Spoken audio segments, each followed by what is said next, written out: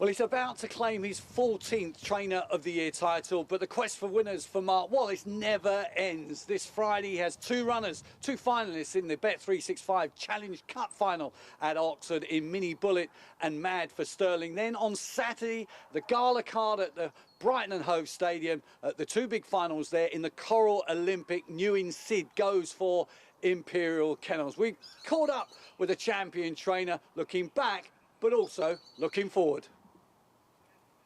Well, Mark, where I'm standing now, I think there was some sheds here. They've all been cleared away. This is going to be paddocks. Very much a work in progress here at Imperial Kennels. Where are we at now?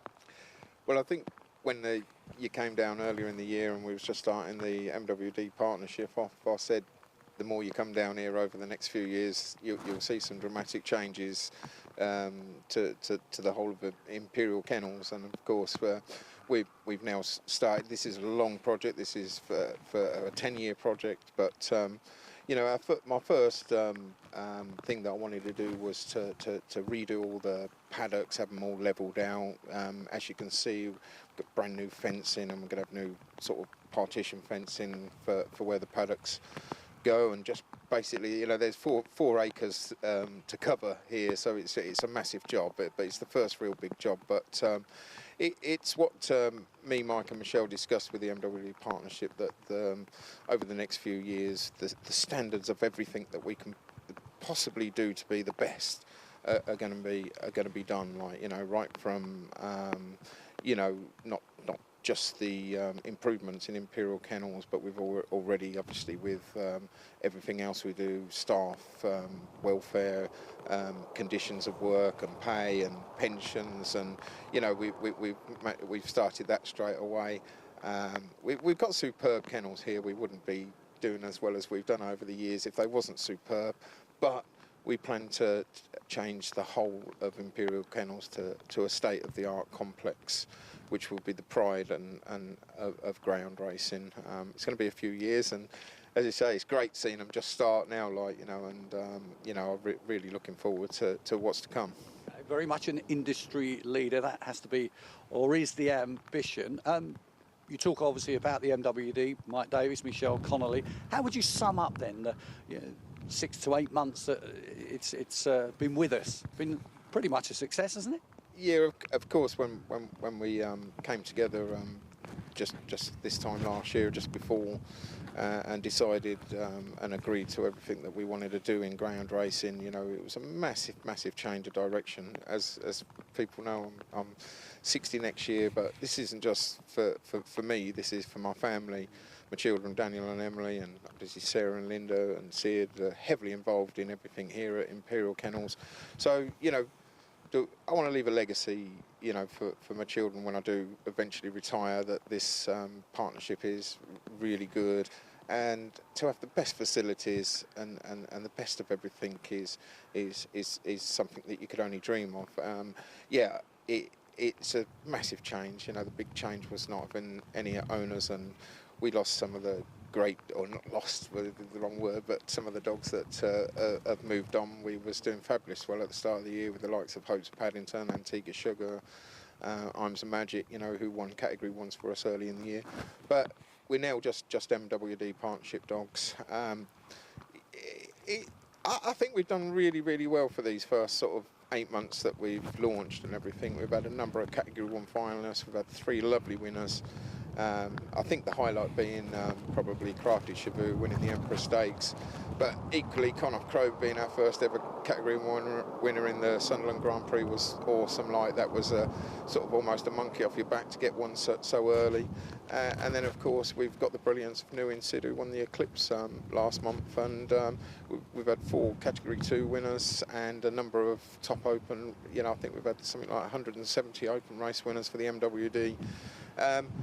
It's actually a better start than what I thought would happen. I think we've quickly found our feet, quickly established the partnership as one of the leading sort of owners in the game, and, you know, I think we've done this, doing all these massive changes. When we eventually settle down and get these facilities how we want them, I think we could be capable of you know, anything really. And of course, one of those top things would be to have a Derby winner under the MWD partnership, and that's something that's you know, hopefully we can achieve in the next few years. I was going to say that in terms of ambition, you had a younger team. It was a changing of the guard in terms of the star names here, but a younger team for this year's Derby. But next year's Derby, one or two more established stars you fancy you're going to have a real crack at it? Yeah, definitely. The likes of Newinn Syd certainly leading the way. I'm pretty certain that we're going to be trying to find at least another couple of real contenders. You know, me and Mike have discussed how we're going to go about purchasing some dogs. You know, we've bought nearly 40 dogs in 2023. Yes, of course, not all of them work out to be exactly what you want, but we've got a real strong open race team here with a few superstars, the likes of we've seen earlier. But we need to add to that, and we need to buy carefully, and we need to buy dogs, especially for derbies and full bend competitions. You need dogs, you know, with great early pace. That's the key to buying dogs, you know, for champions over full bends. Will you join me with Mark and Emily Wallis? With their two finalists in the Bet365 Challenge Cup final. Emily has got Mad for Sterling, and you've got Minnie Bullet, who's, Mark, proving an absolute star for the kennel. Yes, she is. Yeah. But these two, as you say, they're kennel together, and they're lovely together, and it's brilliant to see them both in the final on Friday. Minnie, yeah, it's 6 category one that she's made this year. Unfortunately, hasn't won one yet, but you know, she's the Puppy Oaks winner at Toaster from last year as well. So you know, she's been a terrific bitch, and of course the partnership. We looked to keep this one in the kennel. We thought she was going to be a great competition bitch, and we managed to buy her from the former owners, and I think it's been a great move for the MWD. You know, it's yeah, as I say, she's just a star. She's just a brilliant competition bitch. She's got to find a bit, obviously, on Friday to try and win this final. It's a terrific race, and the likes of Lively Lauren, which is Insider, is going to, you know, her first task is to try and clear that if she can. If she does clear it, then you never know. Absolutely, but in terms of that competition record, runner-up in the gold collar, that was a fantastic duel with Lockhill Jess. Yes, that was a great run there. I mean, there's been a couple of times, obviously, that particular race that we've come against a track champion in Lockhill Jess, who was a fantastic winner, but she ran brilliant in that gold collar final. And then obviously before that at Toaster, you know, she came against our own Crafty Shivoo and nearly pulled off a big surprise there. But all year long, you know, she's made the Hunt Cup final, and she wasn't drawn particularly well in that, which was unfortunate, and that probably cost her. But you know, she's just a great competition bitch, and she's going to be a big price, but they don't know their prices, so we're hoping for a good run from her. And there's the tornadoes fly above us. Is she a Essex Files bitch next month? Yes, definitely. Yeah. She loves Romford as well. She's got a terrific record at Romford, and you know, that'll definitely be her first target 2024.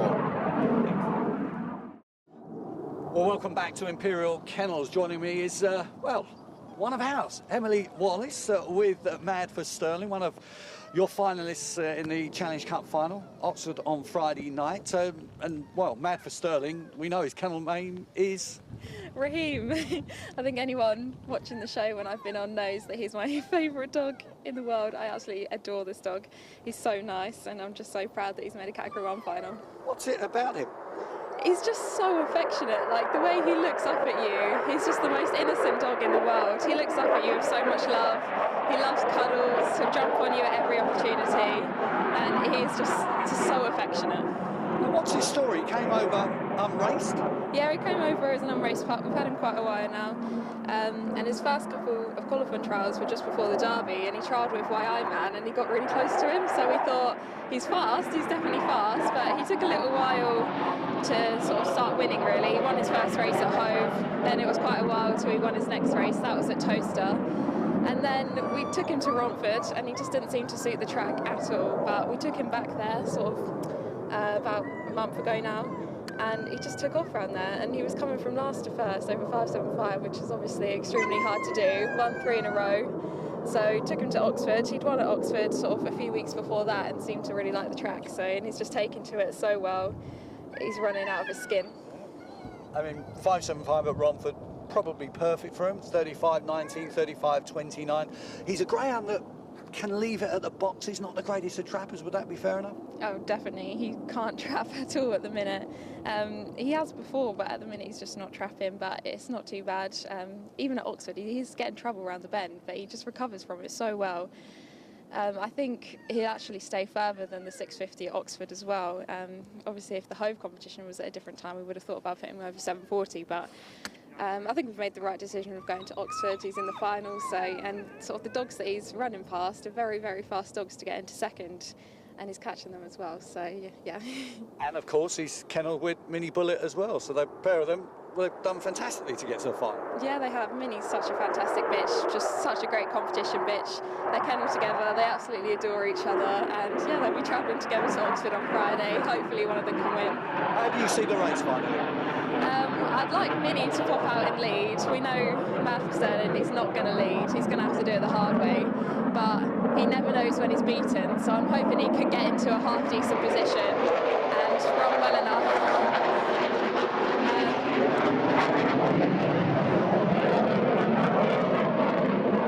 We'll carry on. So they've both got every chance if they can run the race and they get that little bit of luck you all require. Definitely. I mean, it's a hard race. Lively Lauren, Havana Lover, they're both running the track really well. But Minnie, she loves Oxford. If she could pop out and lead, then you never know. And Raheem, it would be nice if he could turn into position and run well.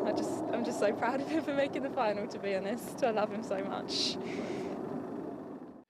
Well, Mark Wallis has 2 finalists in the Bet365 Challenge Cup final. It could have been 3, it should have been 3. She just lost a little bit of her way in the semi-finals, did New Destiny here? Yes, yeah, we was disappointed that she never made the final, because she's obviously a brilliantly fast bitch and capable of winning a competition like that. But it didn't happen for her, and you know, it seems to be it's great having these real, you know, they're fast, but they're not. You know, things have got to click in place. These Category 1 events are so hard to win, but with New Destiny we know we've got one fast enough, so hopefully in 2024 she can put a couple of things right. I mean, one of the biggest problems with Oxford is she's one of these bitches that flies past the drop and does another lap, and when you just first, you know, this was her first trip, first time over 6 bends, and when she's doing an extra lap, it seemed to take way more out of her than it should have done. So that was slightly disappointing, and I think I've said to Mike and Michelle, you know, that she needs to be a bitch that runs at a track that has a curtain on it, you know, which is something that I think every greyhound track should have, to stop these dogs doing an extra lap, you know, when they don't need to, you know, and I think that would help her, you know, because she was coming off really tired from both the trial, the heats and everything, and maybe it wasn't quite there for the semi-final, but she tried her hardest. We know how fast she is. She's 28.70 round Toaster, and with a bit of luck, you know, she'll be one of our star performers for 2024. Yeah, and she came over with a really good reputation, didn't she? Newbridge and Shelbourne wins, and then for you, you know, Monmouth, Hove, Toaster, as you say, Oxford, 4th in the Juvenile Classic behind Droopy's Clue. So we know the form's there. So in terms of what you're saying about tracks with curtains, do you have any plans in mind for her? Well, I know Hove and Monmouth are certainly tracks, Monmouth particularly, like, you know, that 6:30 at Hove, Monmouth, sorry, should really suit her. I've made no plans for the start of the year, but you know, we'll perhaps see what she's like in the new year and just play it by ear. We'll probably have a final and overall chat at some point, but you know, with the likes of New Destiny and Minnie Bullet, maybe to a lesser extent Ballymac Taylor, because I presume she goes back to Liam for breeding, I don't know. Any aspirations for what are high quality bitches to maybe be used as broods? We ourselves are not really that interested in the breeding, so our main thing is that they go back to probably where they originated from, and if they do have a litter or something, then obviously one of the deals would be to take one out of the litter rather than having big litters ourselves. But certainly we got some star quality bitches in Shivoo and Destiny and Connaught Crow and the likes of that. So a key is welfare and everything. And sometimes I look at the fact that bitches can go back for breeding, and you've got to guarantee that they're looked after and everything once they've finished races. It's not just about producing loads and loads of litters all the time. It's something that we'll be looking at in the future. I mean, we've only got 1 or 2 dogs here that are actually 3 years old, and of all our MWD dogs, nearly everything is not 3 till next year. So especially with some of these bitches, we've got quite a while to think about what we actually want to do on that sort. But something that certainly discuss anyway. Well, it's a busy week, Mark. Imperial Kennels, another finalist in the Coral Olympic this time, and Newinn Syd, who's, as the Eclipse champion, already a star of the kennel. He's going great guns at the moment. He probably is featured in 2 of the best races I've seen this year. Yes, definitely. Newinn Syd, since he's arrived, has sort of made steady progress, and then really has come to the fore after he's sort of come out of puppy stage. Ran well in the puppy classic at Nottingham, and then of course we went back for the Eclipse, and he was a brilliant winner of that. Yes, there was a bit of trouble in the race, but he was one of the best lineups of the year. It certainly was, and he had the race won as soon as he led up, sort of thing, and that was a great victory. And he's had 2 fantastic races in the heats and semi-finals of the Olympic, and he's probably raced against what I consider to probably be the 2 fastest dogs in the country in King Memphis and Hollow Man. He's just been pipped there, but there's no reason why we can't come back, and if he can just find another length or 2 to the first bend, then he's a serious danger to all. We've still got strong hopes that he can overturn the two defeats into perhaps get another great victory, which would put him there as one of the top dogs of the year, I think. It's another mouth-watering lineup, isn't it? It is. This Olympic seems to be getting stronger and stronger every year. I remember we won it with Bruiser's Bullet, and that was a terrific victory. But it's a very hard competition to win, and it's a perfect end to the season. Hove do everything brilliant, and it's going to be a great final lineup, and obviously got the Ballymac Bob final as well. So what an end to the season. Definitely. What's his character? We're keeping him away from us this morning. He gets rather nervous of strange men like myself and Richard, the cameraman. Yes. He's very nervous. He's absolutely fine with us once you got to know us. He come from Graham Holland, and Graham told me that he was a bit of a standoff character, but once he gets to know you, he's fantastic. But he's great in the kennel. He's kennelled with New Destiny, and they get on fantastically well. But he's a pleasure to train, to be honest with you, apart from being a bit shy and with other people. He's a great eater. He's a great traveller, and he's definitely our number 1 Derby prospect for 2024 anyway. Yeah, I was going to come on to that. The fact is, I think he's one of the most improved performers in the last 2 or 3 months, and you see that progressing into 2024? Yeah, he's already broke 29 seconds quite comfortably at Toaster. He seems to love Toaster. He definitely stays as well. I think the Hollow Men connections, who were really nice. They was amazed that he passed him after the line in the heat and everything. So that tells us that with Hollow Man being track record holder at Romford and big competition winner there, and he actually went past that to the drop, tells us that maybe after the Derby his future might be looking at those sort of 575 type trips. Okay, finally, what's he got to do on Saturday night? Trap 4 is not ideal. He's a tight railer, but in turn that could give him his best chance, because he has got terrific early. He's showing that at the moment, and he should lead trap free, and if he could come out in his best style, then you know the move to cut the inside runners off at the first bend could end up being a winning move. But first of all, he's got to come out, and if he can do that, then he's certainly give himself a chance. Well, Mark, this is Ballymac Taylor, and quite simply, she's gorgeous. Yeah, she is. She's a beautiful bitch. It's a fantastic lit, as we've seen already with the likes of Ballymac Katie and obviously now Garfiney Blaze and herself. You know, I think she's going to be a real star of 2024. On the marathon scene, but the plan is 6 bends and the Cesarewitch, yeah? Yeah, she unfortunately just didn't quite happen to get her into the Ballyregan Bob. She bitterly cold evening, she cramped up solid in a preparation trial. That really ruled her out of that, so I thought, well, no point in rushing her back now, so we're taking our time. Perhaps we might be looking at coming back for the Cesarewitch at Central Park in you know, at the start of the year, but ultimately, you know, it's TV trophy for her.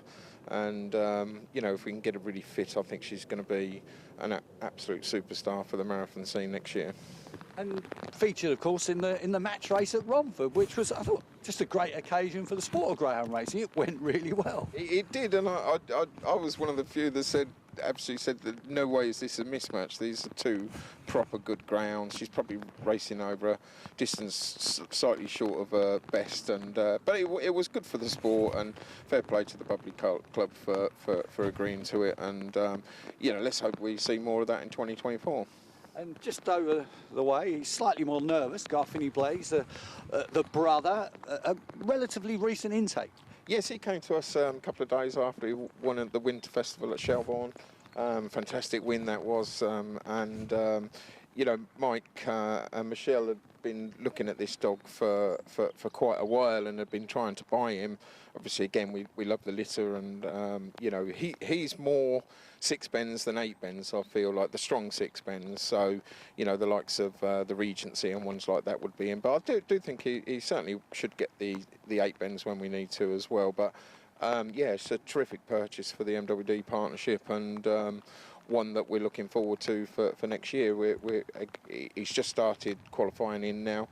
He's a little bit different to Taylor, you know, he's certainly a bit on the nervous side, but again, he's settled in really well, and you know, he trialled on Saturday at Hove and put in a good trial to start with, so yeah, one to really look forward to. Would he be a golden jacket dog at all? He possibly could. I don't think Ballymac Taylor would be a golden jacket prospect. In fact, I'm almost certain that I'm not going to run him in that, because I think it's too sharp and too short for her. Whereas Garfiney Blaze has got a bit more early, and you know, that trip should be right up his street. So I'd say Garfiney Blaze is certainly going to be our sort of leading golden jacket contender, and obviously with the 2 finalists that we had last year in Minnie Bullet and Connoff Crow, they could again be targeted for that. Although Minnie Bullet these days doesn't seem to be able to get the trip as well as she used to, so she may well be a sort of game time decision on that one. Well, welcome back to Imperial Kennels. 2 other of the stars here being handled by Mark and Emily. Mark, you've got Whyaye Man. Emily's got Crafty Shivoo. Let's start with him. Derby Plate champion, not disgracing the champion stakes behind the brilliant Hollow Man. What's his plan? Yeah, he's been a fantastic purchase for the MWD partnership in, you know, just before the Derby, and he was terrific. He's been terrific all year. He's a real spoilt dog as well. Like, he loves all the attention, and he's a super softie as well. Like, yeah, so he's been really good. Unfortunately, it went a bit wrong for him in the heats of the Olympic, and he come off with a slight injury on the off hind, but he's been given the all clear now. Like, yeah, so again, once he got knocked out and he come off a little bit sore, that I thought, well, we'll save him now for the start of 2024. I would say the blue ribboned Toaster, he loves Toaster, would be a good target for him, and hopefully he's a solid dog for the rest of the year. I think he's definitely got a category 1 in him somewhere, like, you know, because he's so fast. But he's finding the right trip and the right track for him is key to it. So a stiff 4 bends, and yeah, you wouldn't have a problem of sort of 575 back at Romford again? No, I think I'm not going to put him in the Essex Vars because he came off with that injury and he's sort of been let down for 3 or 4 weeks now. Like, so we need to build him up gradually. I'd say more a sort of 4-bend target. And again, like, you know, he's fast enough to be a Derby contender as well. So yeah, we're looking to have a real good year with him next year. And Shivoo, Irish Oaks champion, came over with a huge reputation. Only, I think, been beaten once. I mean, she's another star in season at the moment. Yeah, it's a bit of an up and down story with Shivoo. Obviously, we had a magical moment, you know, when Michelle bought this bitch. We didn't realise how good she was going to be, and of course, she went on for a brilliant victory at Shelbourne, which we really enjoyed. She comes over and she's been prolific and obviously battled really hard to win the competition at Toaster. Yeah, the Empress, yeah. The Empress Stakes, yeah. And we was looking forward to, you know, she was Oaks' favourite and. You know, we thought she had a brilliant chance of winning the Oaks this year. She's got such great early. She'd have been well suited to Perry Barr as well. But unfortunately, in that Empress final, she come off with a really sore toe, and that ruled her out for at least 6 weeks. We was just about to bring her back, and then, you know, the season's come in. So it's not a bad time really for a season and everything. And you know. 100% she should be well clear of the injury. We're going to start bringing her back probably around February, March time. Obviously, the Oaks a long-term target. Would you put her in the Derby 29.15 at Toaster already? Yeah, absolutely, definitely. She'll be in the Derby. You know, providing she's fit and healthy. She's a big bitch. I see no reason why she couldn't handle the hustle and bustle of a Derby, and that early pace is just something to die for, isn't it? So, yeah, definitely Derby is a main target. Excellent. Let's have a quick chat then with Emily, with Shivoo. How is she? Yeah, she's bouncing. She's absolutely mad in the kennel. One of the strongest bitches I've ever put a lead on. She's so strong. She's so keen, very, very keen, which is always good. But she's so friendly with it. She's so affectionate. If you get in her bed, she loves a cuddle. But when it's time to race, she wants to race and she wants to win. She's a champion bitch, Irish Oaks and then the Empress Stakes, but you wouldn't have a problem with her going up against the dogs then? No, definitely not. Obviously, I think a lot of people thought that she was bought after the Oaks final, which she wasn't. She was a very, very cheap buy for what she is. After the first round of the Irish Oaks, she obviously came over, won the Empress Stakes, and it was gutting to not have her in the Oaks this year. But I always said, well, I think she can be very good against dogs as well, so she should have plenty of chances at plenty of competitions, hopefully, and she's still young enough as well to be a good contender next year for the Oaks. I think she was a puppy at Shelbourne.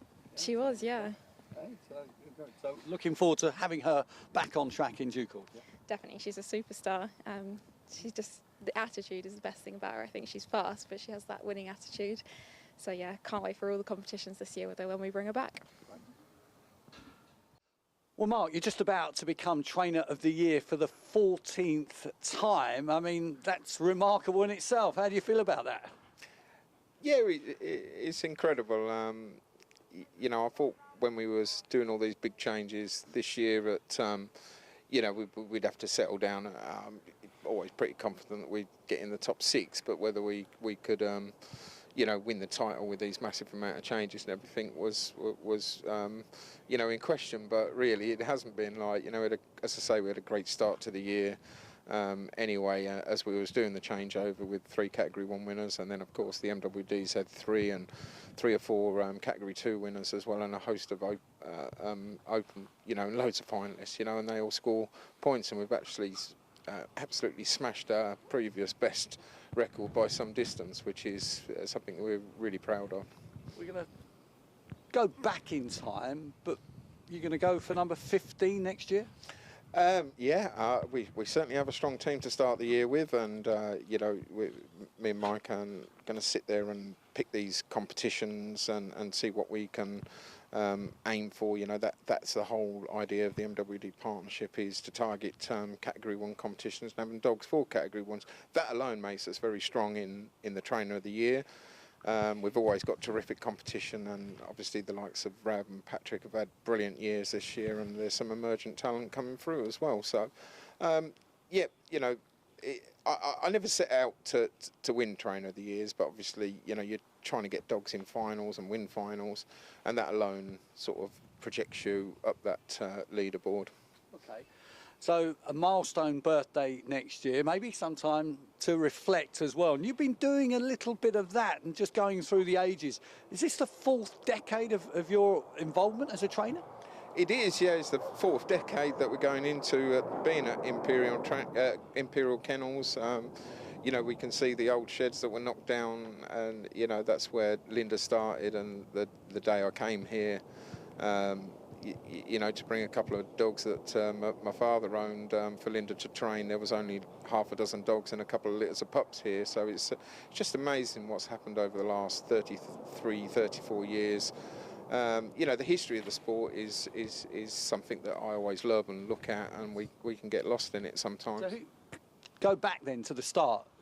You've written some notes here, and I think they're worth having a look at and going through. Who were you taking on in terms of trainers at that time, right at the start? Well, me and Linda, we both said when we were, you know, first looking at putting our first couple of open race dogs out here and there, and the trainers that were about then were just legends Who have you got? of sport. So, you know, we were running against the likes of obviously John McGee, who was champion trainer back in those days.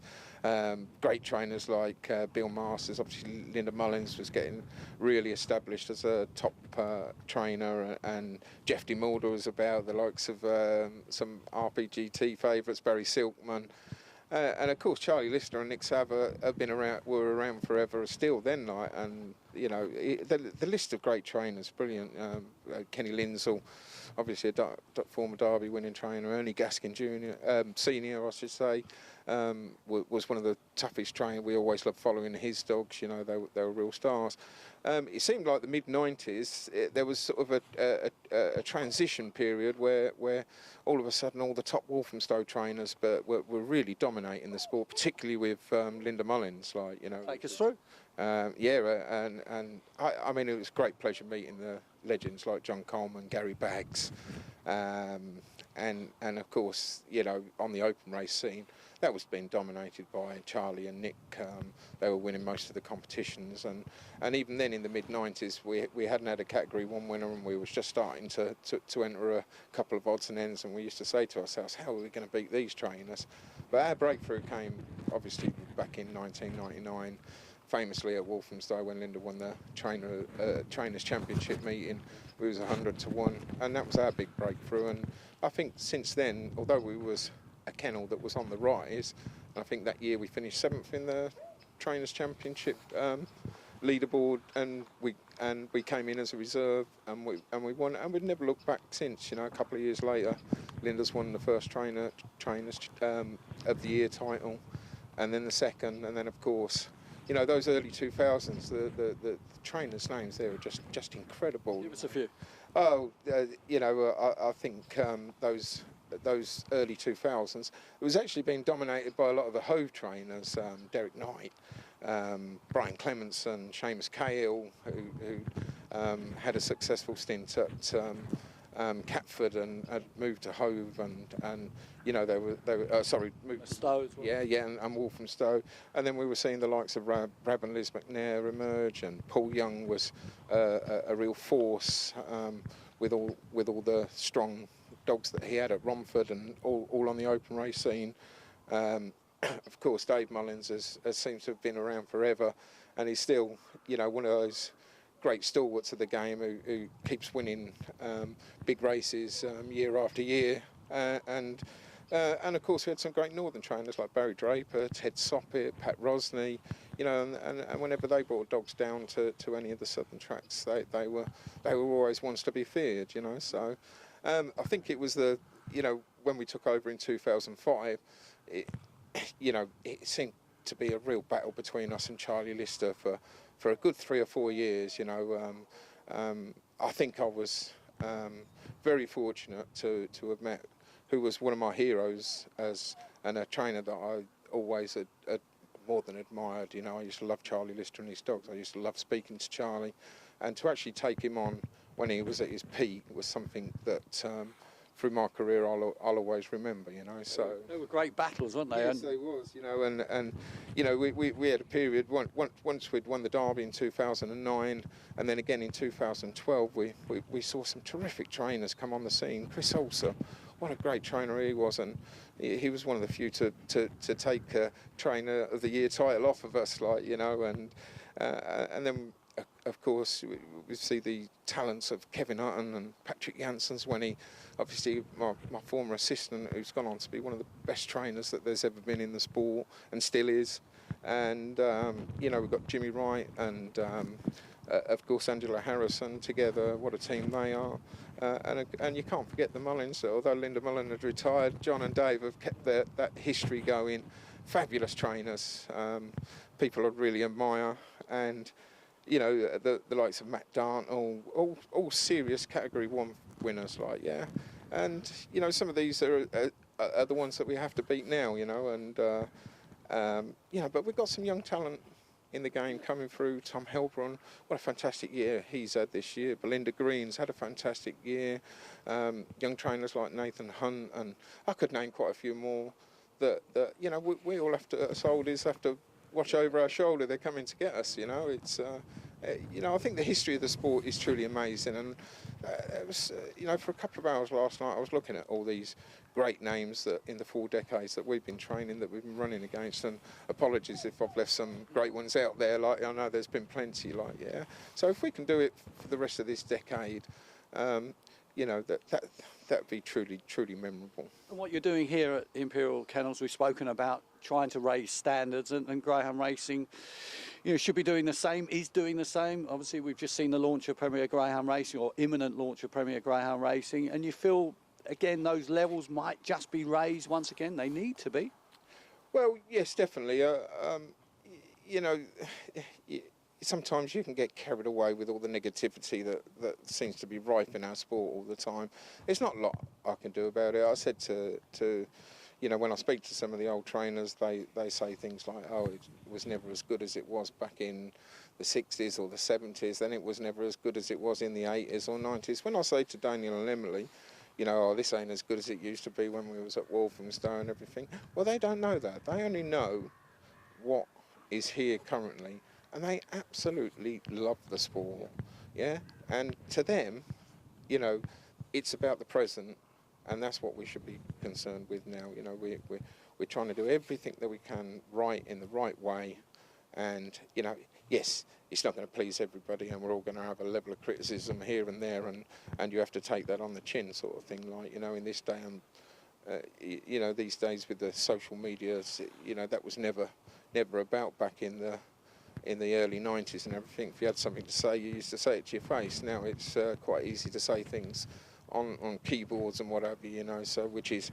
disappointing, to be honest with you, like, but we still love the sport, you know. I think, you know, Premier Greyhound Racing, Kevin Booby, you know, they've done everything they can to project these great history of the sport and to have a future history of the sport, and we want to be a part of that for the next few years. And once I retire and everything, you know, I'm quite confident that Daniel particularly will carry on the legacy of Imperial Kennels for years to come. Excellent. And making those big nights even bigger has to be the plan. Yes, definitely. You know, I love the big final nights, you know, the atmosphere. And it's something that we need to do in the sport, is get crowds back, promote these big race nights, you know, because you walk away from them and you think, wow, just seeing 12 great races and a couple of big finals. And it's what we get up in the morning for, you know. It's what we all strive to achieve, to be able to win them. There's still no better feeling than winning a Category 1 final. It's still, the buzz is just incredible, like, not just for ourselves and the kennel, but for the owners as well. I've seen the look on owners' faces, and I've had so many come up to me over the years and said, Mark, you know, you've made that the best night of my life. And I think, wow, I've, you know, made people, you know, realise their dreams and everything by getting a dog to win the big final, you know. So long may it continue.